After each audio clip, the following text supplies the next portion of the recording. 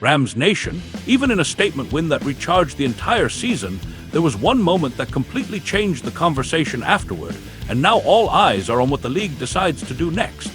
This wasn't just a random call or a small slip. This was the kind of play the NFL loves to review, dissect, and punish. And with the Rams surging back into the NFC spotlight, the timing of this controversy couldn't be more intense. Fans are buzzing, players felt it immediately, and the pressure around this situation is building fast. Before we break everything down and show you exactly why this moment matters, hit subscribe, smash that like, and stay with us for every Rams update coming your way.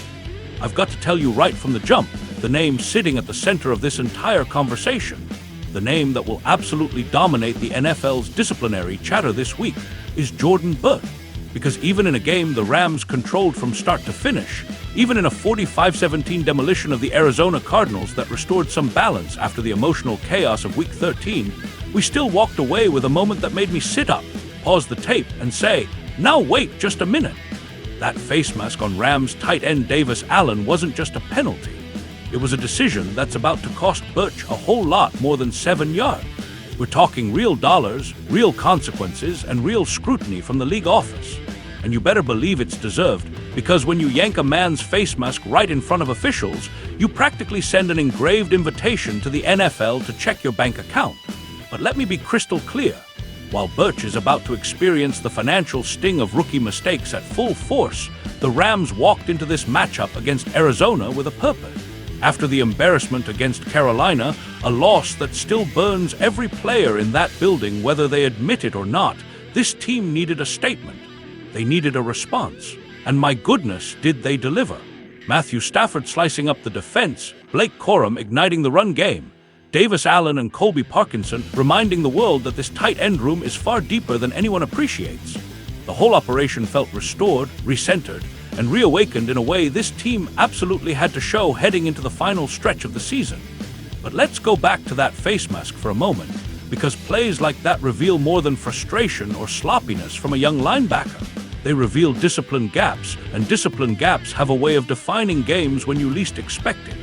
Birch grabbed Allen coming out of his break, and yes, the call was automatic. Yes, Allen wasn't even the primary read on the play. Yes, the Rams scored anyway. But when the league reviews it, when they see a rookie defender reaching in desperation and putting his hand where it absolutely shouldn't be, that first offense fine of $11,593 suddenly becomes unavoidable. Cardinals fans can debate intent all they want. The rulebook doesn't care about intent.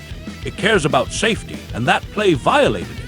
Still, what fascinates me about this moment is how it contrasts with the Rams' own discipline. After getting hit with fines earlier in the season, including Braden Fisk's high-profile situation last week, Los Angels walked into this game and gave the league nothing. Not one infraction, not one borderline moment, nothing to give Park Avenue an excuse to fire off another notice. That's a culture shift. That's coaching. That's accountability.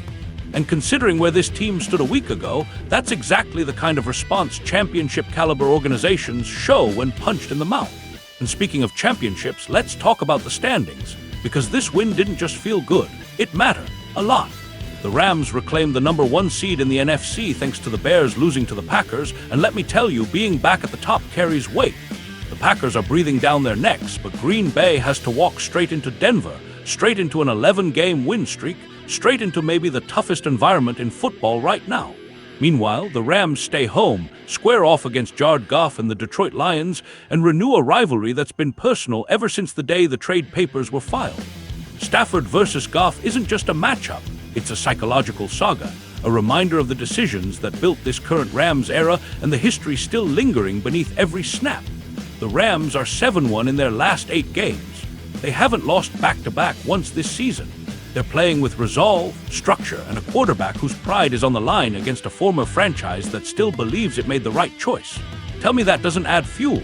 Tell me that doesn't shape the energy in practice. Tell me that doesn't matter in December football. So now I want to know, Rams fans, did this performance convince you that Los Angels is truly ready to lock down the number 1 seed, or are there still concerns you need to see answered against Detroit? Drop your take, because this debate is just getting started. And make sure you like, subscribe, and join the community so we can ride this playoff push together every single week.